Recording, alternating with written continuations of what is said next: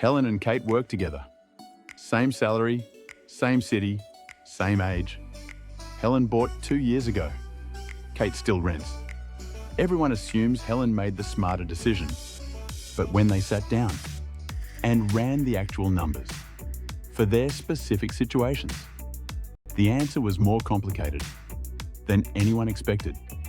In this video, I'm going to show you the step-by-step calculation that actually answers the rent versus buy question for your situation.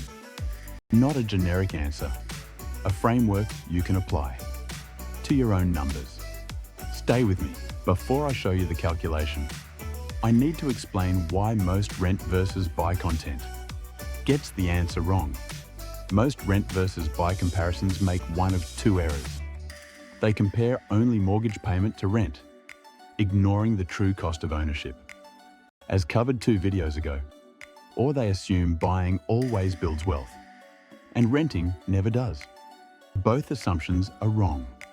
In specific markets, at specific times, for specific people. Helen and Kate's situation showed exactly why.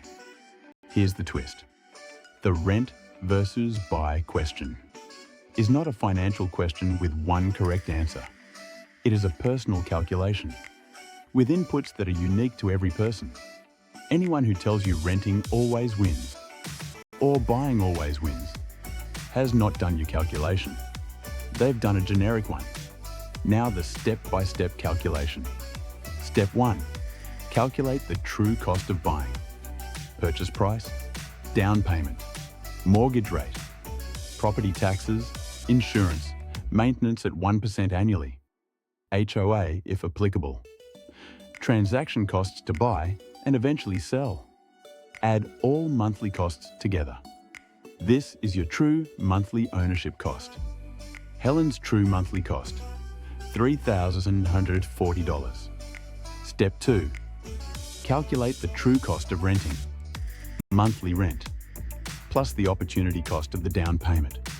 If Kate had the $80,000 Helen used as a down payment, invested at historical market returns, that $80,000 would generate approximately $6,400 per year, $533 per month. Kate's true monthly cost of renting, rent plus foregone investment return, $2,200 plus $530, $2,730. Step 3. Calculate the monthly gap. Helen's true cost, $3,140. Kate's true cost, $2,733. Monthly gap in favor of renting, $1,107. Step 4. Calculate the break-even timeline. Buying builds equity over time through mortgage repayment and price appreciation. Helen's equity builds at approximately $18,000 to $22,000 per year. Combined principal repayment and estimated appreciation. The monthly gap of $1,107 costs buyers $13,284 per year. Helen's equity gain exceeds the gap by approximately $5,000 to $9,000 per year. Break-even point for Helen versus Kate, approximately 6 to 8 years. After that, buying wins financially. Before that, the numbers are closer than most people assume. Here's the most important twist. Helen plans to stay for at least 10 years. Buying was the right decision for her. Kate is planning to relocate in 3 years. Renting is the right decision for her. Same city, same salary, same age. Different answers. Because different plans. The non-financial factors, that matter just as much. Buying provides stability. No landlord can end your tenancy. You can renovate, personalize, put down roots. For people with children or long-term community ties, this stability has real value. That doesn't appear in any spreadsheet. Renting provides flexibility, career opportunity in another city, relationship changes, lifestyle shifts. Renting allows response to life without the friction of selling a property. Here's the most important twist. The most important question is not financial at all. It is, how long do you plan to stay? That single question determines more of the rent versus buy answer than any other factor.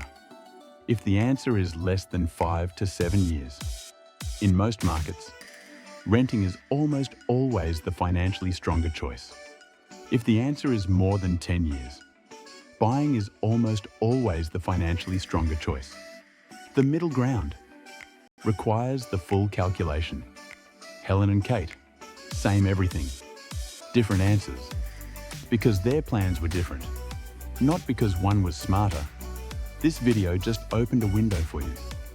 You've seen the step-by-step calculation, the break-even timeline, and the one question that matters most. What you do with that window is completely yours, because everyone's situation is different. One question before you go. How long do you plan to stay? Where you are right now? Drop it in the comments. Next week, the housing crisis nobody is talking about honestly. The structural forces behind the affordability collapse that most content still won't say directly. Subscribe, hit the bell. See you next week. Educational content only, not financial, legal, or real estate advice. Always consult a qualified professional in your area.